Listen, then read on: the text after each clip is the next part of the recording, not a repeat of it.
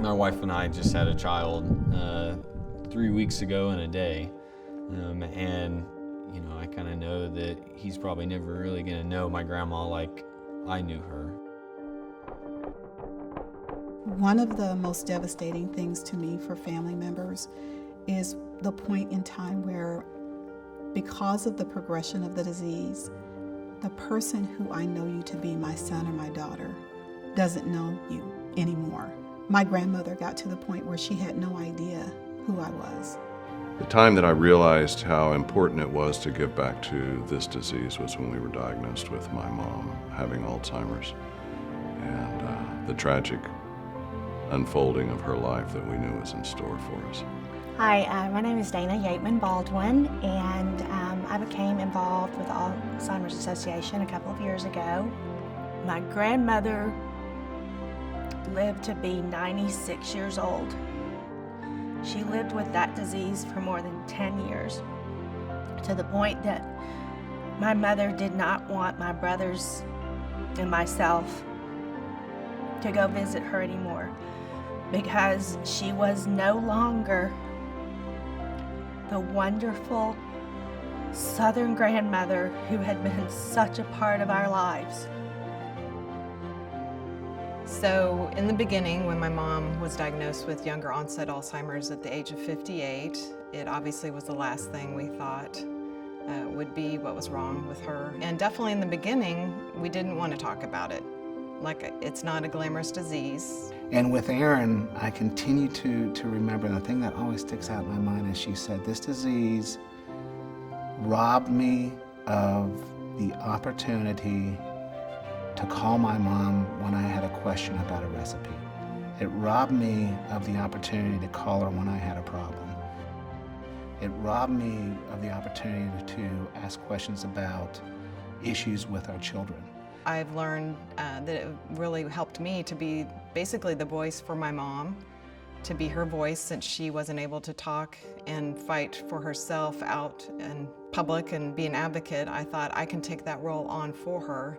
My family has a history of early onset Alzheimer's. My father, very vibrant person, very active person, to start to see the signs of Alzheimer's and the memory go and the ability to process was a little bit disheartening. My dad was a caring, passionate, hardworking, charming guy, and just slowly I would see that, lose a little bit of him every day. And to me it just seems so unfair. And it really does make you committed to trying to find a cure for something that seems like such a ridiculous disease. As my daughter was leaving for college, my mother was diagnosed with Alzheimer's. I feel like I was robbed of a lot of precious years that I could have spent with her, and that she never got to know her grandchildren, that just, you know, those life moments where your mother's like your best friend and it's just ripped away from you. I'm Pat Chernicki, and I'm a longtime supporter of the Alzheimer's Association.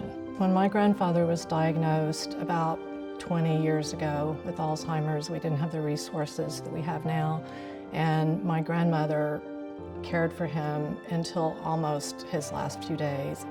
I lived next door to my grandparents for the first 15 years of my life, so I was very close to them. And my grandfather, my favorite thing about him was he used to read the newspaper avidly from cover to cover every day. And he would cut out articles for each of us, and every time we would go to his house, he would have an article that he thought we needed to read in case we weren't, you know, fully informed on everything. And as Alzheimer's hit him hard, I was there one day and he was holding the newspaper upside down, and he said, "I don't know why they make this so hard to read. It's devastating."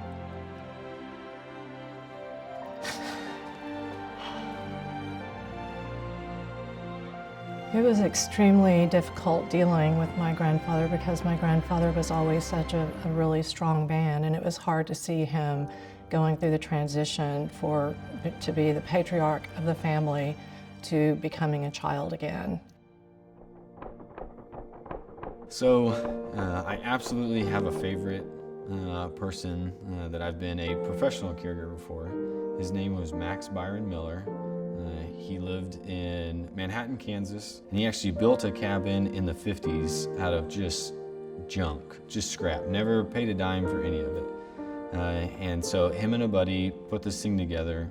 I met him when he was living in long-term care, and when he would have really bad days, we would talk about this cabin. A longtime friend had been there visiting one day, and I mentioned something about the cabin, and the guy goes, "Oh yeah, I'm still the caretaker for that thing." And you know, myself and all the staff, we were kind of all thrown back by this, but it was always my assumption that this thing was gone. We took a bus out there with Max and a couple of his old buddies, and then quite a few staff members that all were really interested in this thing. As soon as we walked in the cabin, it's like a light switch was flipped on.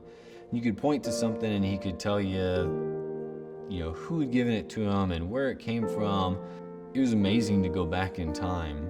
Often, I meet with family and friends and they say, "Oh, I wish you could have known, my loved one when." Well, Max was the only person that I was able to actually see what Max was like. Going back in there was like opening up a time capsule for him. The Alzheimer's organization is a tremendous resource for those in our community that don't have the resources themselves to deal with this kind of devastating, family life-altering disease. Alzheimer's doesn't just impact the person. Everyone has been touched by this disease. They either have a family member or a friend or someone in their circle who's dealt with it. The association can help you find these people with common stories and similar backgrounds and situations. It's just helpful. It helps people to have the resources that maybe they don't even know they need. We can't just shove this behind us and say, it's really just an elder issue. It affects everybody. Because, darn it, we do make a difference. We're going to solve this. It's a fight, really. It's a fight that demands strategy and planning and action. It is the disease of my generation. You don't have to go through this alone. So many families get this diagnosis. They hear this news, they're devastated, and they shrink back into themselves. They don't look for the support that is available to them. And with the support that they could find through the Alzheimer's Association, there comes just a wealth of information about the disease, information about caregiving options, just connecting them with other folks who are going through it as well. You don't have to go through this alone. We are literally at that moment in time that everything that we do and anything anybody decides to do on the Alzheimer's front is literally going to be a part of ending Alzheimer's. It feels to me like we're on the forefront of some major breakthroughs. I truly believe in my lifetime we will see a cure for this disease. It's the largest driver of Medicare costs already, and the boomers aren't even really in the system. If you don't have the funding, then people coming out of graduate school and some of the smartest minds can work somewhere else. Not all of us can be scientists. Not all of us can find an Alzheimer's cure.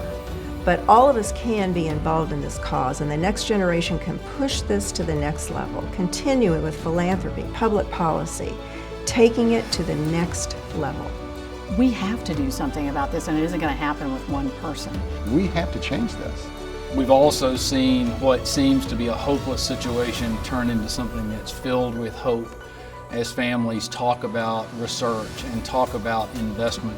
And many of those families are here tonight as they continue in the names of the people that were in their families who were impacted to be dedicated to avoiding that experience for others in this community and around the country.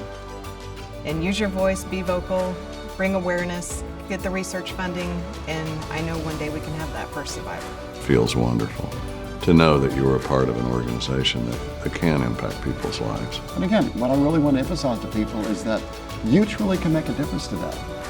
For those who may be yearning for a place to make a real impact for millions of people all around the world, the fight to end Alzheimer's is it. My name is Letitia. I'm Pat. I'm Erin. I'm Sheila. I'm Bob Thomas. And this is my untold story. And this is my untold story. And this is my untold story. And this is my untold story. I'm Jackie Corey. This is my untold story.